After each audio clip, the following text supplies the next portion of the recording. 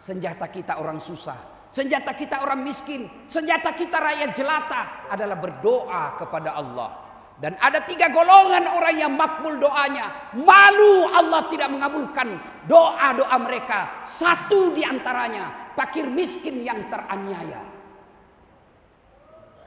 Bangunlah memohon kepada Allah. Adukan kepada Allah. Minta kepada Allah. Tagih janji Allah. Ud'uni astajib lakum.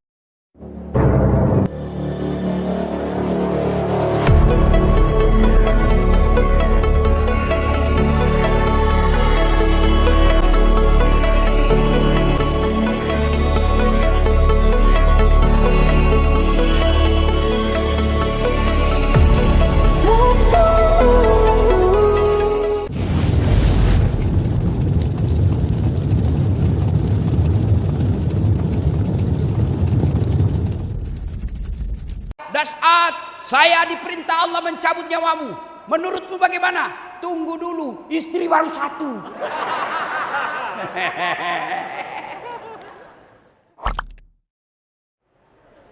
Malam ini berapa anggota DPR yang hadir? Ada? Ada? Kau gantilah anggota DPR-mu nanti. Jangan lagi yang tidak mau hadir bersama kita pengajian. Ya. Kalau Islam andai mau dipilih, kira-kira 6 bulan lagi sebelum dipilih, datang semua Pak. Kalau perlu dia bawa konsumsi. Bagi-bagi kartu nama. Sudah dipilih, hilang dia.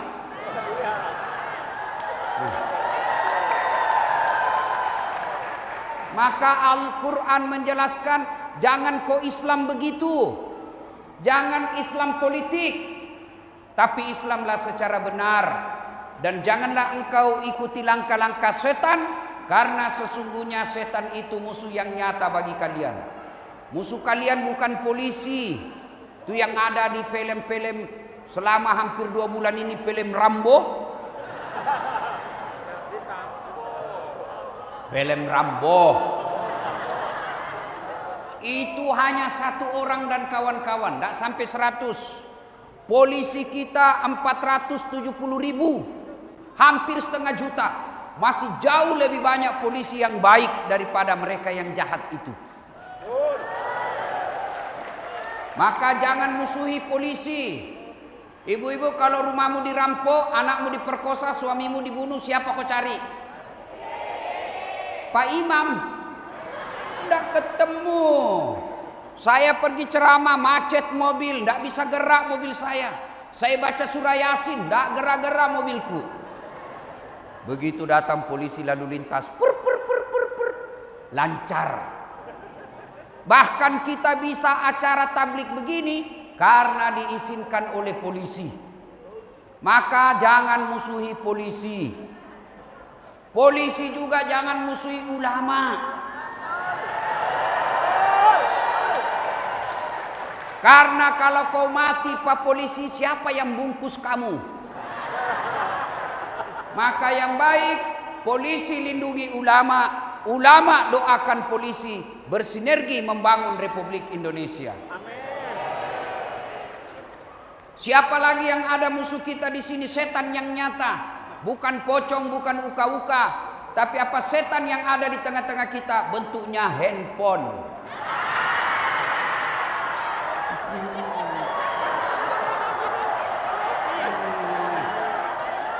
Ibu-ibu yang pegang handphone, saya doakan suamimu kawin lagi. Amin. Amin. Simpan handphonenya Bu, simpan. Ini ibu sudah usianya 60 tahun, siaran langsung juga dia.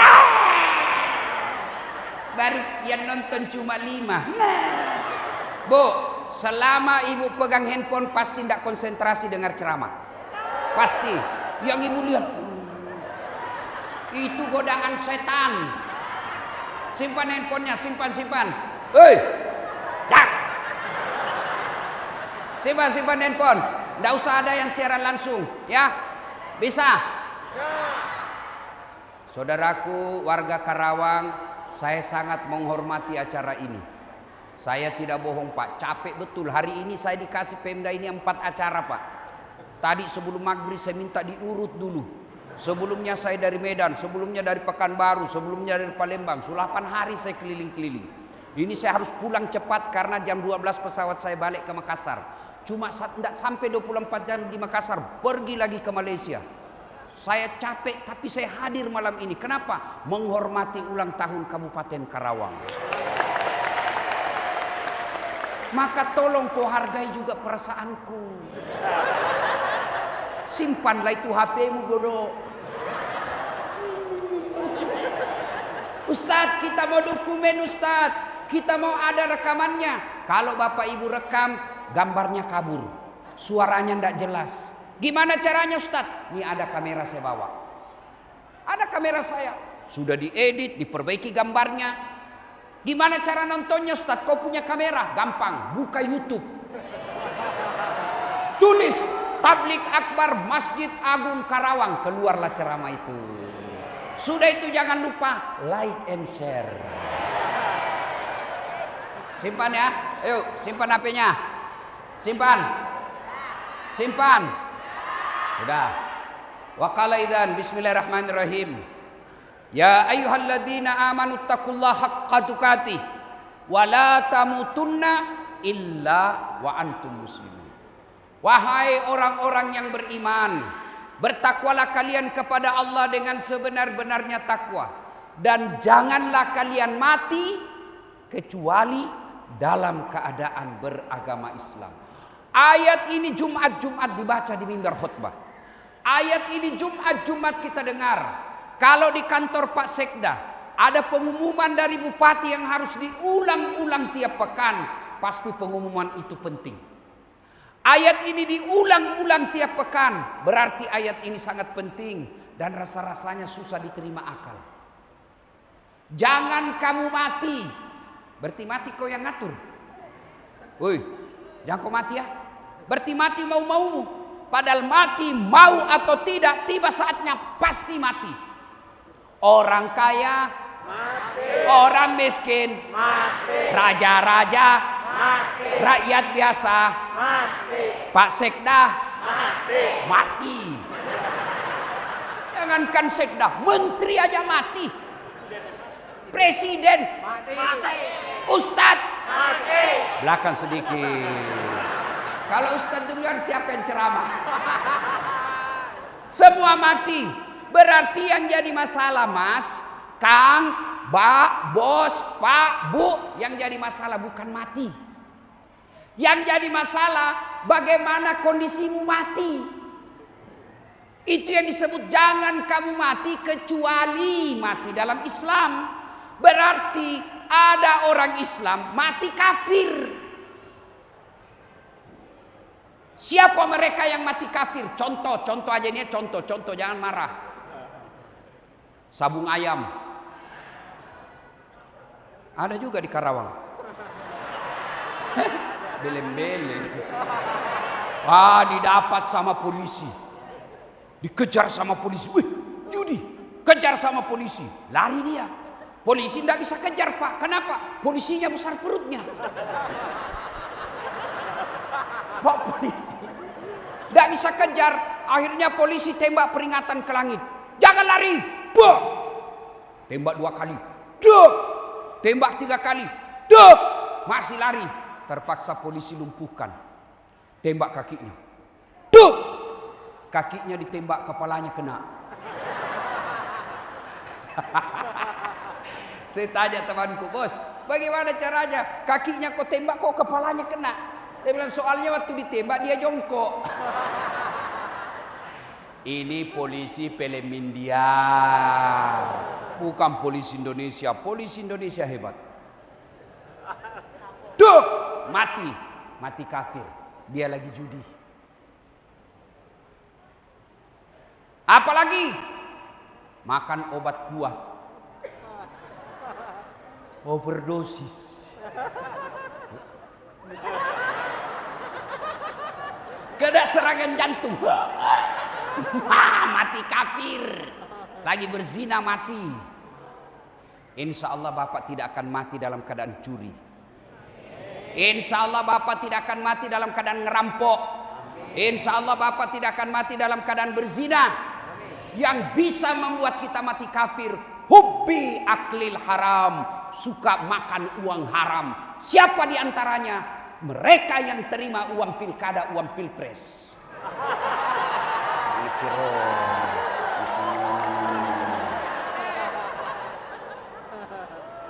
Wane piro. Saya ngeri Pak, dikasih tahu tadi sama Ibu Bupati dan Pak Sekda, katanya di sini pilkades desa-desa tertentu lebih mahal daripada pilkada. Iya, iya betul. Betul. Ya betul karena kau yang terima. Saudaraku, mau ndak Karawang baik? Mau Indonesia baik? Mau punya pejabat yang bersih? Mau punya pemimpin yang baik agamanya? Jangan kau terima uang politik. Kalau ibu terima uang politik 300.000, 1 minggu habis. Sengsaranya seumur hidup. Itu di dunia, belum lagi di akhirat ketika kau mati nanti dicari kau uang makan uang haram.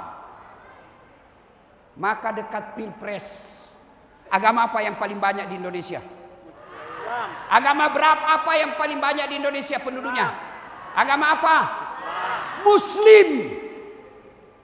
Berarti kalau banyak yang terima uang politik, berarti orang Islam yang salah. Kenapa kita yang mayoritas? Maka saudaraku, saya cinta kalian karena Allah. Saya ingin kalian selamat dunia akhirat dalam politik. Caranya gimana? Jangan kau terima uang politik karena kau tidak miskin dengan uang politik itu. Bu, Jawa Barat paling banyak penduduknya. Jawa Barat paling banyak penduduknya. Puluhan juta. Berarti kalian orang Jawa Barat menentukan masa depan Indonesia. Gimana caranya?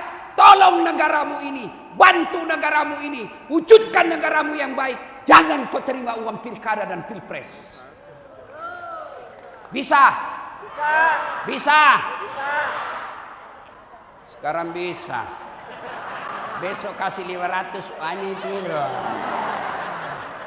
Saya berdoa kepada Allah, mudah-mudahan kalian semua rakyat Indonesia, kalian semua umat Islam, kalian semua masa depan agama kita di Indonesia, jangan kau terima uang politik. Coba kalau uang politik tidak ada beredar, pilkada murah, pilcaleg murah, sehingga murah semua orang-orang baik mau masuk. Tapi karena mahal, orang baik tidak punya duit, akhirnya dia bilang, "Nggak usah." Akhirnya yang masuk apa? Pengusaha yang banyak duitnya, tidak tahu ngaji. Pengusaha yang banyak duitnya tidak tahu rukun Islam. Pengusaha yang banyak duit tidak tahu rukun-rukun sholat. Akhirnya apa? Mereka tidak takut dengan neraka. Akhirnya apa? Sengsaralah kita.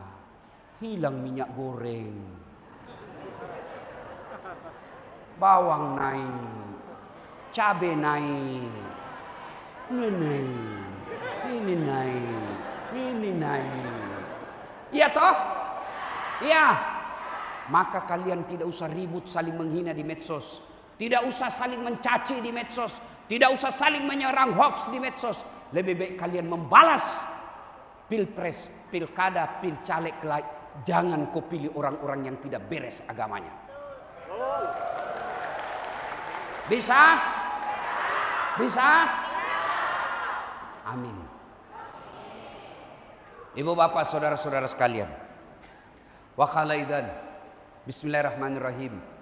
Innallaha wa malaikatahu yusalluna 'alan nabi. Ya ayyuhalladzina amanu sallu 'alaihi wa sallimu taslima. 12 Rabiul Awal, hari Senin tahun ke-11 Hijriah, Rasulullah sakit dan Allah perintahkan kepada malaikat Jibril, "Malaikat, kau jemput 3 malaikat menyertaimu. Mikail, Israfil. Kau turun jemput kekasihku Muhammad. Cabut nyawanya dengan catatan tanya dulu. Kalau dia mau, cabut nyawanya. Kalau dia tidak mau, tunggu sampai dia mau. Allahu Akbar. Turun 4 malaikat. Di langit ke-7 masih berempat. Langit 6, 5, 4, 3, 2 masih berempat. Di langit pertama, sebelum turun ke permukaan bumi, malaikat Jibril berkata, wahai malaikat pencabut nyawa, wahai Israel, kali ini saya tidak bertugas.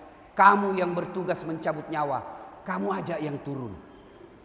Kata malaikat pencabut nyawa, tapi saya belum pernah ketemu Muhammad. Selama ini kamu yang ketemu, kau temanilah saya.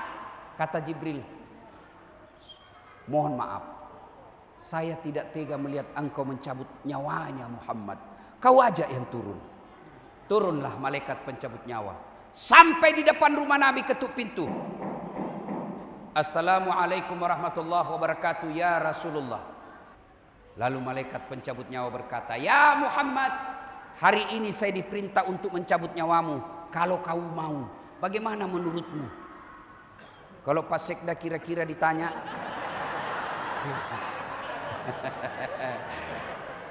Pak Sekda, saya diperintah Allah mencabut nyawamu kalau kau mau. Menurutmu bagaimana? Saya tahu jawabannya. Jangan dulu, belum jadi bupati kita. Ya kan? Kalau saya Das'at, saya diperintah Allah mencabut nyawamu. Menurutmu bagaimana? Tunggu dulu, istri baru 1. Nabi katakan, silahkan. Semua nabi sebelumku, tiba saatnya, selesai tugasnya, mereka menghadap kepada Allah. Saya siap. Nabi makin berkeringat sampai terongkongan, sampai ke bibir beliau. Detik-detik terakhir, Nabi lalu bersabda, jaga solat kalian. Nabi tidak berkata, jaga mobilmu, jaga binimu, jaga suamimu, jaga anakmu. Tidak, Nabi berkata, jaga solatmu. Ibu-ibu nih paling banyak melalaikan solat ketika selesai haid. Iya toh? Biasanya haid cuma 4 hari, dia tambah bonus 2. Kata suaminya, kenapa kau belum sholat sayang? Belum bersih, masih ada sedikit-sedikit. Kata suaminya, kau bohong ya? Apa bohong? Saya kasih lihat kau. Ini semua ini. Iya toh? Nah, Bu, sesibuk apapun, serepot apapun, jangan pernah tinggalkan sholat. Pak, sebesar apapun dosa kau lakukan, jangan kau tinggalkan sholat. Orang yang tidak sholat dan meninggal, Imam Syafi'i menghukuminya, jangan kau sholati jenazahnya kalau mati. Itu hati-hati Pak. Nabi katakan, pelihara sholat kalian.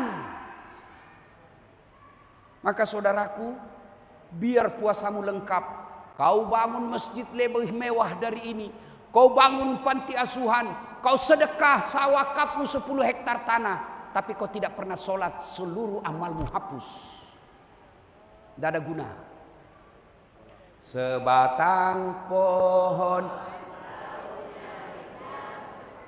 lebat bunganya serta buahnya, walaupun hidup 1000 tahun, kalau tak sembahyang apa gunanya? Walaupun hidup 1000 tahun, kalau tak sembahyang apa gunanya? 1000 tahun hidup tidak sholat tidak ada gunanya, apalagi cuma 50 tahun. Jaga sholat kalian. Yang kedua pesan Nabi, jaga perempuan di antara kalian. Jaga kasihan ini ibu-ibu. Jangan sampai dia jilbab tapi akhlaknya jelek. Jangan sampai rajin majelis taklim tapi kelakuannya masih buruk. Hari Ahad olahraga, campur-campur laki-laki. Olahraga di depan kantor camat. Ibu-ibu di depan, bajunya sempit, jilbabnya sempit, roknya sempit. Bapak-bapak di belakang, ibu-ibu di depan. 1, 2, bapak-bapak di belakang. 3. Salatullah ala toha rasulillah. Salatullah ala yasin. Bu, jaga anak gadismu. Biarkan mereka tidak populer, yang penting akhlaknya baik. Biarkan kaya, tapi dia bagus agamanya. Daripada miskin, jelek mukanya, bau keteknya, busuk mulutnya.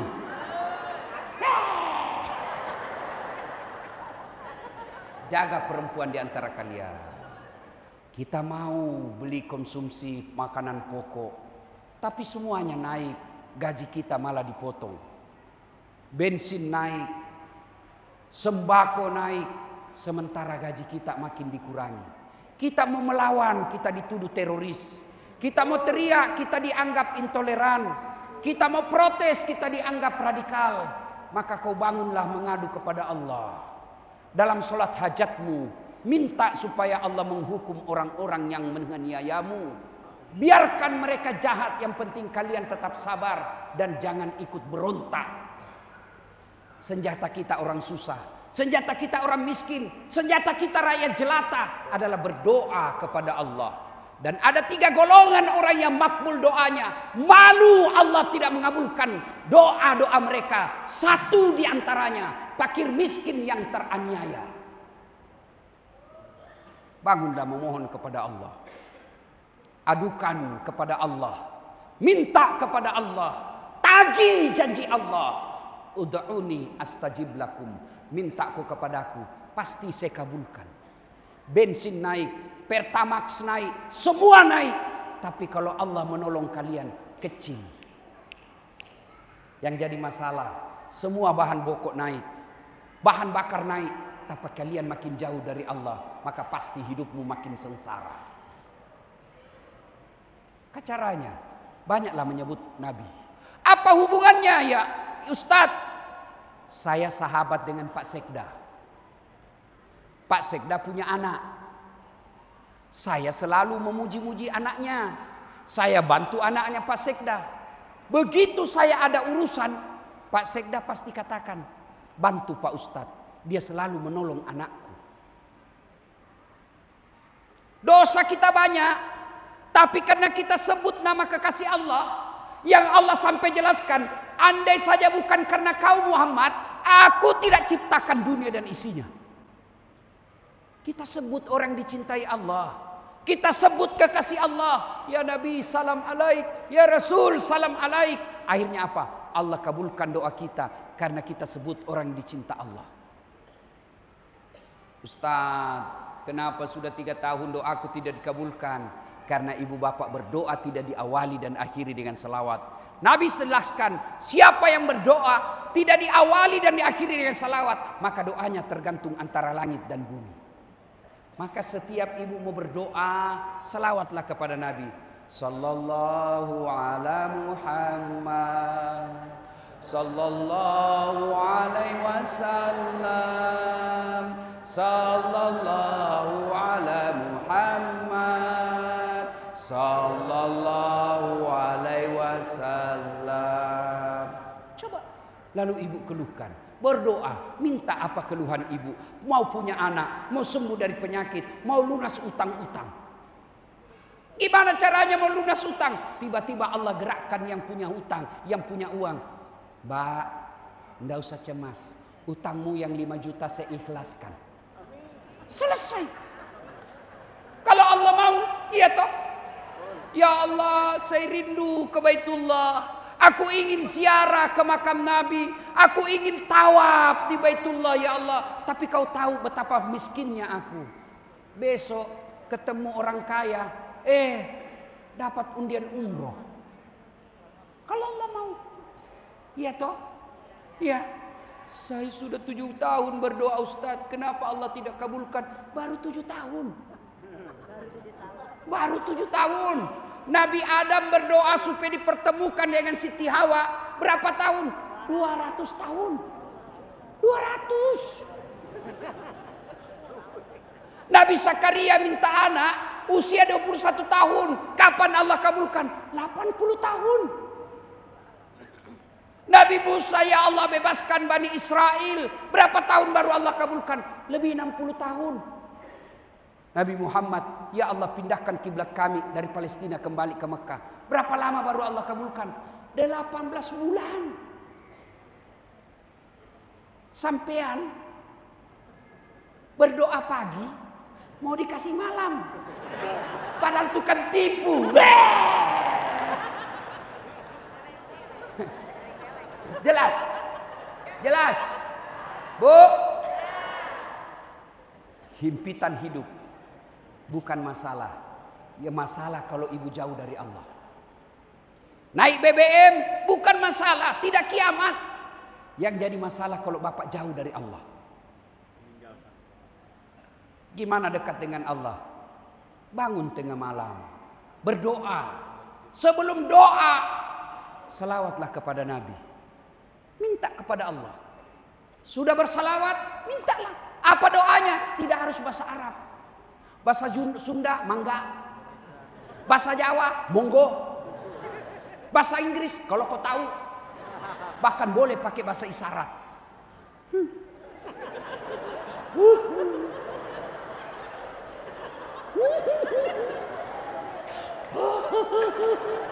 Oh, kawin lagi suaminya. Bu, mau punya anak soleh? Lebih hebat dari Ustadz Das'ad, lebih hebat dari guru kita A'agim. Mau? Nah, ini doanya, ikut sama-sama. Bismillahirrahmanirrahim. Allahumma barik lana bima rasaktana.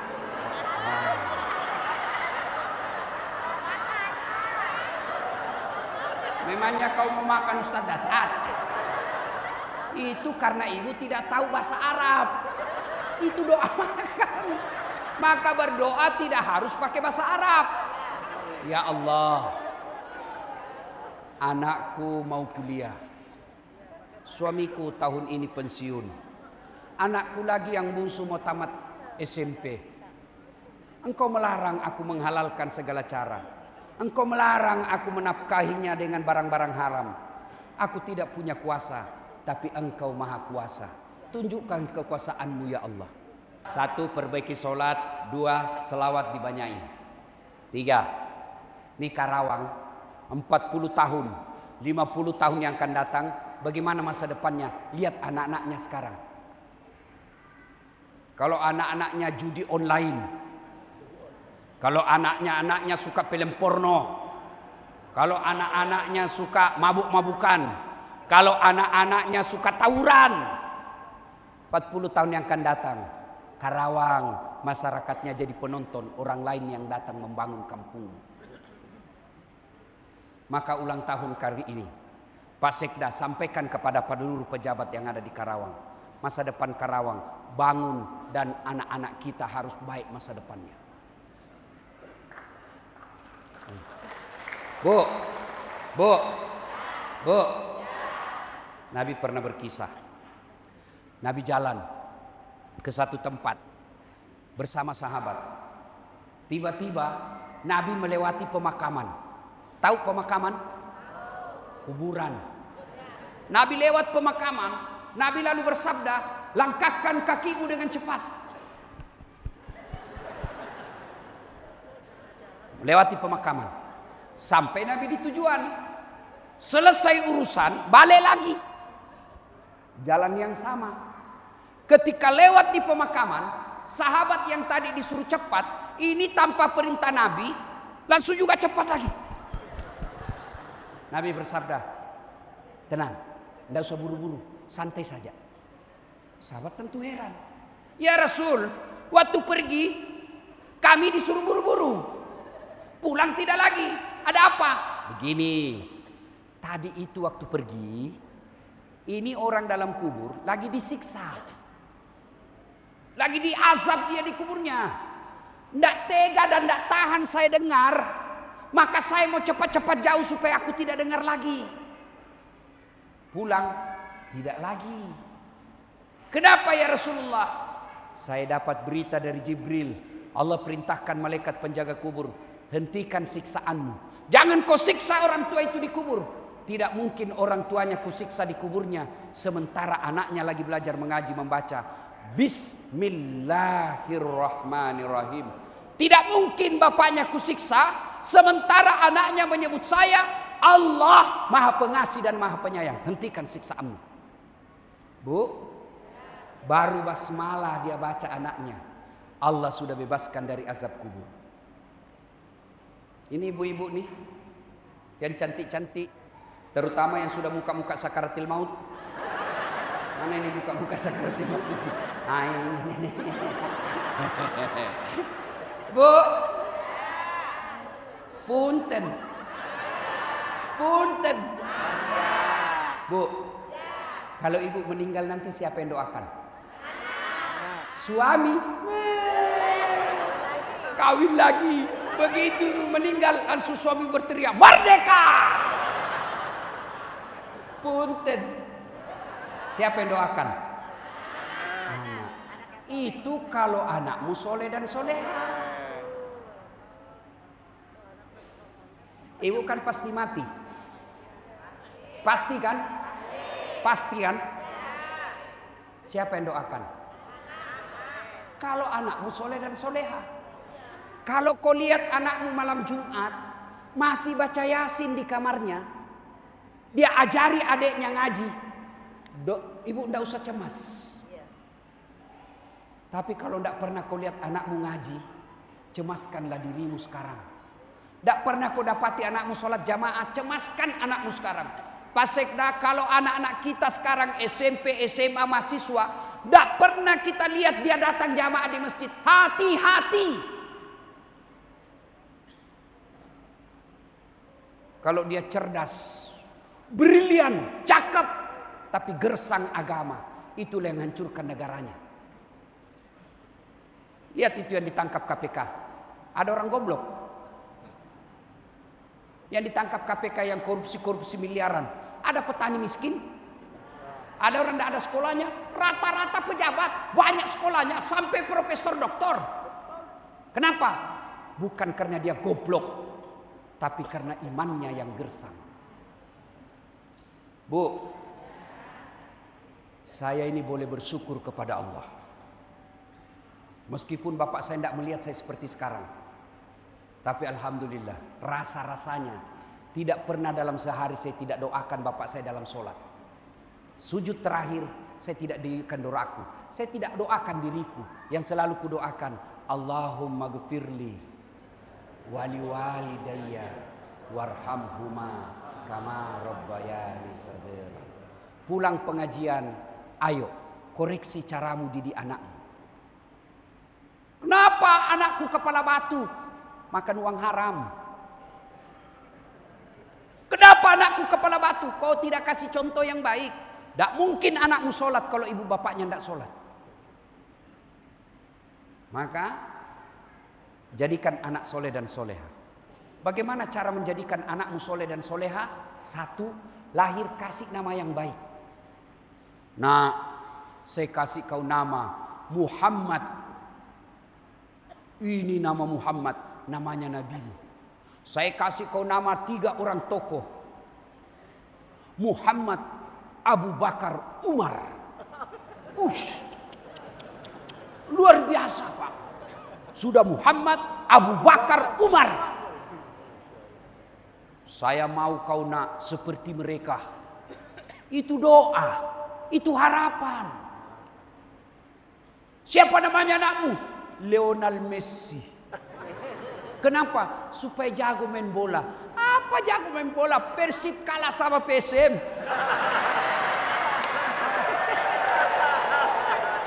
5-1. Apa?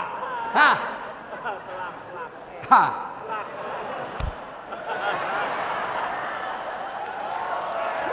Ayo Bu. Nah, saya kasih kau nama Khadijah, Ummul Mukminin.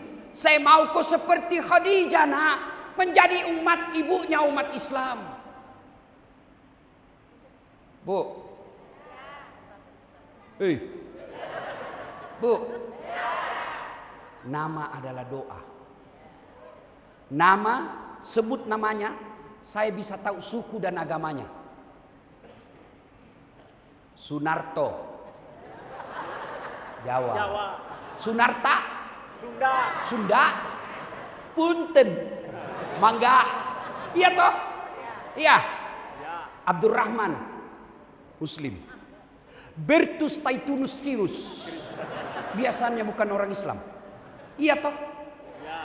Ambot Dalle, pasti Bugis. Masa Jawa? Siapa jenenge? Ambot Dalle. Kasih nama yang baik. Ya. 2. Jangan kau kasih uang haram. Jangan kau kasih makan barang-barang haram. Punten. Yang ada ASN di sini. Pak Sekda, Pak Asisten, Kepala Dinas, Kepala Biro, staf ahli.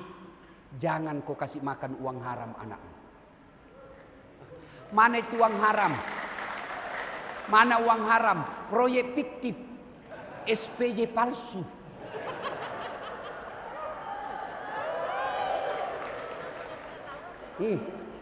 Coba lihat orang-orang politik yang suka mengharamkan segala cara. Uang haram dia kasih makan anaknya. Biasanya tuh anaknya tidak beres.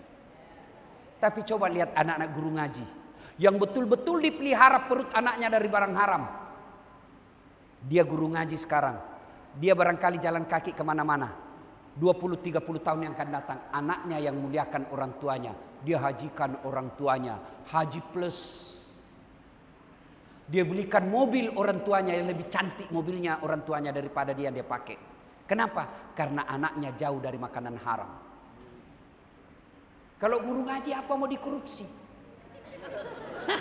Apa? Itu aja 100.000 1 bulan potong. 3 bulan baru dibayar. Iya toh? Ya. 3. Cara mendidik anak.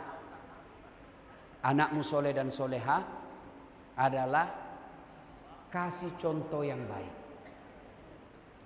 Jangan kau merokok. Awas kalau kau sedapat kau merokok, ku kasih makan kau dengan bungkusnya. 10 menit kemudian, nak, kau pergi belikan bapak rokok. Beleng-beleng. Ibu mau punya anak yang lembut ngomong. Jangan kasih contoh kasar. Awas ya. Saya dapat kau bicara kotor, ku tampelin mulutmu. Itu sudah kasar. Bu, semoga Allah melindungi ibu saya. Ibu saya itu bahasa Indonesia aja tidak lengkap. Tidak tahu dia bahasa Indonesia. Tidak pernah hadir seperti ini, Bu. Tidak pernah majelis taklim. Tidak pernah. Saya bawa aja pengajian, malu dia. Tapi waktu saya kecil, itu adab betul-betul diajarkan. Kalau dia bilang, nak, kau tetangga, kalau misalnya pinjam gula, itu ibu saya diajari saya. Kau duduk dulu nak begini. Jangan kau bicara ketika orang berbicara. Dengar dia. Kau terima itu, terima dengan 2 tangan. Bukan cuma sampai di situ, Bu. Besok ketemu itu orang yang disuruh saya ke rumahnya. Dia tanya itu. Bagaimana anakku kemarin? Nggak kasar ngomong. Luar biasa.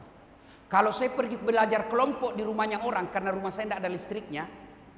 Ibu saya tuh, saya belajar di atas karena rumah orang Bugis rumah panggung, rumah kayu. Ibu saya menunggu saya dibawa sampai saya pulang. Padahal anaknya laki-laki. Ketika ditanya, apa dia kejawab ibu saya? Inilah kekayaan saya. Saya tidak punya sawah, saya tidak punya kebun, saya tidak punya tabungan. Anak saya lah tabungan saya. Maka ibu kembali didik anakmu dengan baik. Didik anak dengan baik. Demi Allah, ibu wafat, anaklah masa depan kita sebenar-benarnya. Anak-anak kita sekarang lebih sopan sama cowoknya daripada mamanya. Ibu-ibu kalau anakmu jabat tangan, dia cium tangan. Enggak, dia sliding. Sekali tangannya cowoknya, iya bang. Iya toh? Kenapa anak kita begitu? Tanya dirimu, kenapa anak saya begini? Dan yang keempat, didik anak kita yang paling penting, doa. Doa anak soleh gampang. Allahumma rabbi habli. Ayo bareng-bareng bu. Allahumma rabbi habli minas solihin. Itu caranya Ustaz. Ibu lagi suap anak atau cucu. Ayo nak. Mama. Allahumma rabbi habli minas solihin. Lagi dimandi, disampo, usap kepalanya. Allahumma rabbi habli minas solihin. Disisir, doakan terus, ucapkan itu terus. Allahumma rabbi habli minas solihin. Allahumma rabbi habli minas solihin. Mau pergi sekolah, peluk, dekap, bisik di telinganya. Allahumma rabbi habli minas solihin. Apa sih itu mak? Biar salin. Saya doakan kau nak menjadi anak yang soleh. Sampai di sekolah diajak bolos sama teman-temannya. Ayo bolos. Enggak. Ibu bapak saya tadi doakan saya jadi anak soleh. Enggak. Bu. Ada kemanakan saya. Sudah mau maghrib masih main futsal. Sudah. Sini nak. Berjamaah masjid. Kata kemanakan saya. Tunggu dulu om sedikit lagi. Kutungguilah. Azan maghrib. Masih juga main bola. Terpaksa Ustadz Dasat masuk lapangan. Kubisi telinganya pak. Allahumma rabbi habli minas solihin. Langsung menangis ibu. Heran semua orang lihat saya penonton. Wih hebatnya pak Ustadz. Dia cuma bisi telinganya. Menangis. Dia tidak tahu telinganya saya bisi. Tanganku dibawa menjepit.